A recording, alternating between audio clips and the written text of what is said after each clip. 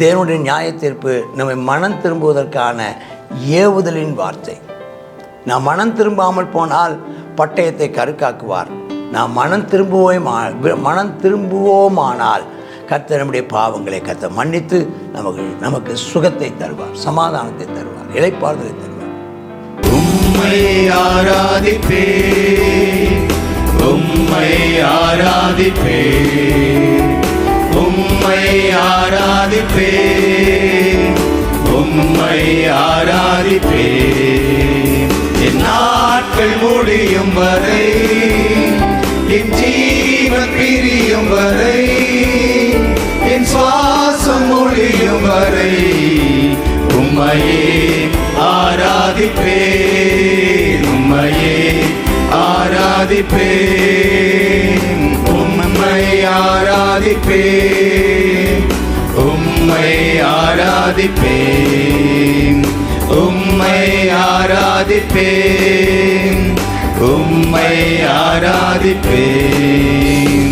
என் நாட்கள் முடியும் வரை, என் ஜீவன் பிரியும் வரை, என் சுவாசம் முடியும் வரை உம்மையே ஆராதிப்பேன், உம்மையே ஆராதிப்பேன். தாயின் கருவில் உருவாகும் முன்னே பெயர் சொல்லி அழைத்தவர் நீரே. தாயினும் மேலாக அன்பு வைத்து நீர் எனக்காக ஜீவன் தந்தீரே. தாயின் கருவில் உருவாகும் முன்னே பெயர் சொல்லி அழைத்தவர் நீரே. தாயினும் மேலாக அன்பு வைத்து நீர் எனக்காக ஜீவன் தந்தீரே. என் நாட்கள் முடியும் வரை, என் ஜீவன் பிரியும் வரை, என் சுவாசம் ஒழியும் வரை உம்மையே ஆராதிப்பேன், உம்மையே ஆராதிப்பேன். கர்த்தருடைய பரிசுத்த நாமத்திற்கு மகிமை உண்டாவதாக. தீருவை குறித்த தேவனுடைய செய்தி. தீருவின் பாரம். தீருங்கிறது கடற்கரை பட்டணம். அது இஸ்ரவேல் யூதா இஸ்ரவேலுக்கு வடக்க இருந்ததான ஒரு கடற்கரை பட்டணம். அது ஒரு பெரிய ஒரு செல்வ செழிப்பான ஒரு நாடு. அந்த நாடு கர்த்தரை அறியாத நாடு. ஆமாம், அந்த நாட்டுக்கு விரோதமாய் வருகிற ஒரு நியாயத்தீர்ப்பின் செய்தி. அலறுங்கள், தர்சீசின் கப்பல்களை. அதெல்லாம் சாதாரண ஆள் அல்ல, ரொம்ப பெரிய செல்வாக்கு நிறைந்தவர்கள், மிகப்பெரிய ஜாம்பவான்கள், மிகப்பெரிய ஐஸ்வர்யவான்கள் அலறுகிறாங்க. அது வீடு இல்லாதபடிக்கும் அதில் வருவார் இல்லாதபடிக்கும் பாழாக்கப்படுகிறது. இது கித்தீம் தேசத்திலிருந்து அவளுக்கு தெரிவிக்கப்படுகிறது. கித்தீம்ங்கிறது இங்கே கிழக்கு பக்கம்.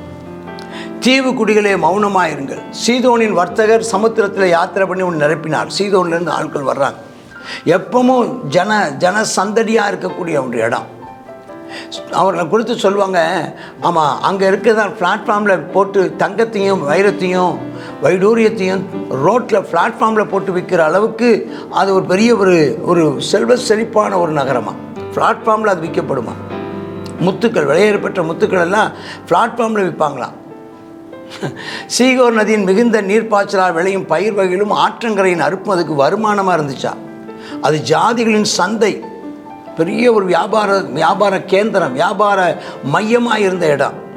அந்த சீதனை பார்த்து சொல்கிறார், வெட்கப்படு, இனி நான் கர்ப்பவேதனைப்படுறதில்லை, பெருகிறதில்லை, இளைஞரை வளர்க்கறதில்லை, கன்னிகளை ஆதரிக்கிறதும் இல்லை என்று சமுத்திர கோட்டையான கடல்துறை சொல்லுகிறது. எனக்கு பாடுகள் இல்லை, கஷ்டங்கள் இல்லை, எல்லாரும் வளர்ப்பதற்கு நான் கஷ்டப்பட போகிறதில்லைன்னு சொல்கிறேன். எகிப்தின் செய்தி கேட்கப்பட்டதினால் இப்போ நோய் உண்டானது போல தீர்வின் செய்தி கேட்கப்படுவதனால் நோய் உண்டாகும்.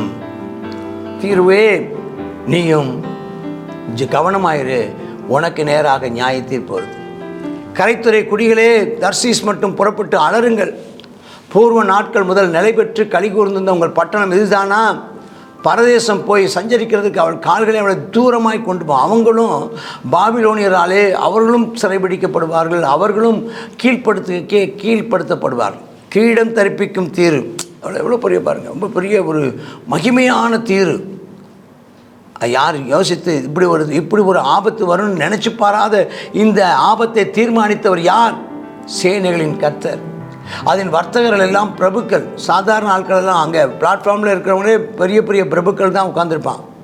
அதன் வியாபாரிகள் பூமியின் கனவான்கள், போய் வியாபாரம் பண்ணுறவங்களாம் பெரிய பெரிய ராஜ குடும்பத்தை சார்ந்தவங்க. சர்வ சிங்காரத்தின் மேன்மையை குலைக்கவும் பூமியின் கனவான்கள் யாவரையும் கனவீனப்படுத்தவும் சேனைகளின் கர்த்தரே இதை யோசித்து தீர்மானித்தார். ஆம், செல்வ செழிப்போடு இருக்கிறவனே, தன்னுடைய ஐஸ்வர்யத்தில் மயங்கி போய் இருக்கிறவனே, செல்வமும் செல்வாக்கும் இருக்கிறதென்று ஏகபோகமாய் வாழ்கிறவளே, கர்த்தர் ஆமென் தேடாவிட்டால், நீ கர்த்தரை தேடாவிட்டால், நீ தேவனுக்கு மகிமை செலுத்தாவிட்டால், இதோ நியாய தீர்ப்பு. தர்சீசின் குமாரத்தியே, நதியைப் போல தேசத்தில் பாய்ந்து போ, உனக்கு அணை இல்லை, தடுப்பது யாரும் இல்லை, அவ்வளோதான், ஓடுற, உன்னை கட்டுப்படுத்த முடியலை, உன் அழிவு புரண்டோடுது.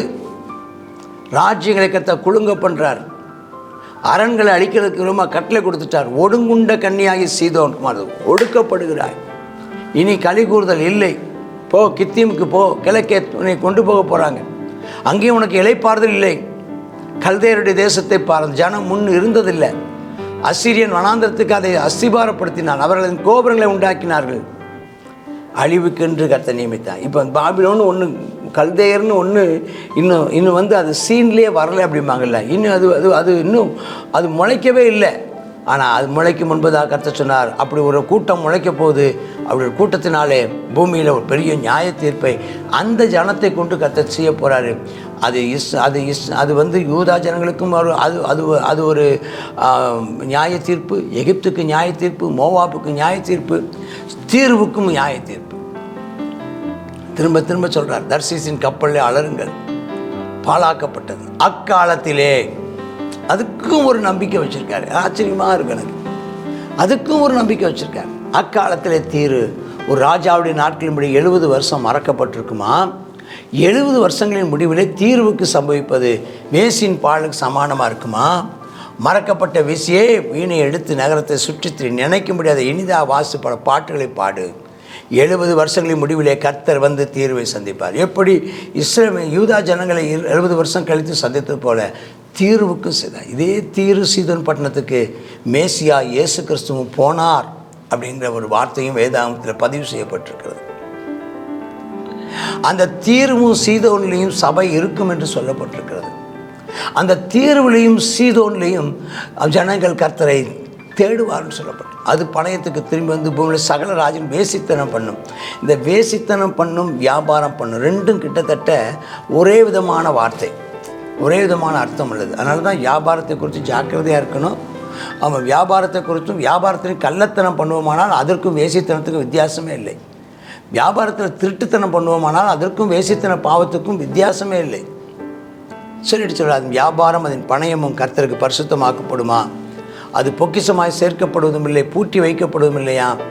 கர்த்தருடைய சமூகத்தில் வாசமாக இருக்கிறவர்கள் திருப்தியாய் சாப்பிடவும் நல்ல வஸ்திரம் தரிக்கவும் அதன் வியாபாரம் அவர்களை சேருமா? அது வந்து எங்கே வந்து சேருமா? தேவனுடைய ஜனங்களுக்கு அந்த தீர்வுடையதான செல்வமும் பின்னாட்டில் பயன்படும்னு சொல்லப்படும். அதனால் அதாவது தேவனுடைய நியாய தீர்ப்பு அழித்து போட அல்ல, தேவனுடைய நியாய தீர்ப்பு நம்மை மனம் திரும்புவதற்கான ஏவுதலின் வார்த்தை. நாம் மனம் திரும்பாமல் போனால் பட்டயத்தை கருக்காக்குவார். நாம் மனம் திரும்புவோமானால் கர்த்தர் நம்முடைய பாவங்களை கர்த்தர் மன்னித்து நமக்கு சுகத்தை தருவார், சமாதானத்தை தருவார், இளைப்பாறுதலை தருவார், மறுபடியும் நமக்கு கொண்டு வருவார். கர்த்தரை நம்புங்கள், கர்த்தரையே நம்புங்கள், அவர் உங்களை ஆசீர்வதிப்பாராக. நியாய தீர்ப்பு வருகிறது, நியாய தீர்ப்பு வருகிறது, பயந்திருங்கள். கர்த்தரை சார்ந்து, கர்த்தரை சேர்ந்து, கர்த்தரை மகிமைப்படுத்தும் வாழ்வு வாழ அர்ப்பணியுங்கள். இன்றைக்கு இருக்கிற செல்வத்தையோ செல்வாக்கையோ நம்பி தேவனை மறந்து விடாதிருங்கள். கர்த்தர் உங்களை ஆசீர்வதிப்பாராக. ஆமேன், ஆமேன். God bless you. ஏசாயா 23வது அதிகாரத்தில் தீருவை குறித்து பார்க்கிறோம். தீரு திடீரென்று வருகிறதான அந்த அழிவின் செய்தினால் அவர்களுக்கு நோய் உண்டாகும் சொல்லப்பட்டிருக்கிறது. அதை தீர்மானித்தவர் கர்த்தர். அவங்க என்ன செய்கிறாங்க, அதனால் அதுக்கு என்ன இல்லை, இளைப்பாறுதல் இல்லை அவங்களுக்கு. அவங்க என்ன செய்கிறாங்க, பலவிதமான பிரச்சனை வழியாக கடந்து செல்லுகிறார்கள் அந்த தீர்வில் உள்ள ஜனங்கள். ஆனாலும் கர்த்தர் சொல்லுகிறார், 70 வருடங்களுக்கு பின்பதாக நான் என்ன செய்வேன், மறுபடியும் அதை விசாரிப்பேன். அதனுடையதான வார்த்தைகள் எல்லாம் கர்த்தருக்கு பரிசுத்தமாக நேர்ந்து கொள்ளப்படும். அதனுடைய வார்த்தைகள் எல்லாம் தேவனுடைய ஆலயத்துக்கும் தேவனுடையதான ஆலயத்தில் ஊழியம் செய்கிற பிள்ளைகளுக்கும் அது சேரும் என்று சொல்லி இதில் பார்க்குறோம்.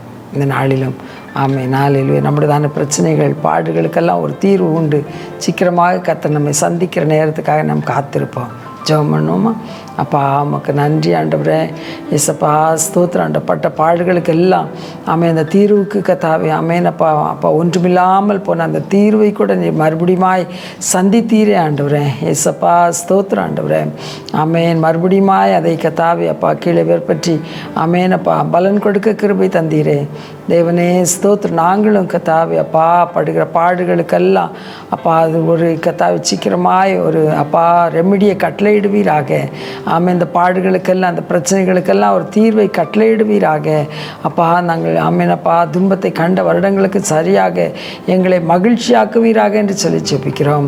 பரிசுத்த ஆவியானவரே ஸ்தோத்திரம். நாங்கள் உம்மை தேட உதவி செய்த தீரு இந்த பிரஜாதிய பட்டணம் உம்மை தேடி வந்து உமக்கு கர்த்தாவே காணிக்கைகளையும் தங்களுடையதான அப்பா ஸ்தோத்திரம் அப்பா அப்பா ஆசீர்வாதத்தை உமக்கு செலுத்துகிறது போல கர்த்தாவே நாங்கள் எல்லாவற்றிலும் நன்றி உள்ளவர்களாக பொருத்தனைகளை நிறைவேற்றுகிறவர்களாய் காணப்பட தேவரீர் எங்களுக்கு கிருபை தாரும். இயேசுவின் நாமத்தில் ஜெபிக்கிறோம் நல்ல பிதாவே. ஆமென். ஆமென்.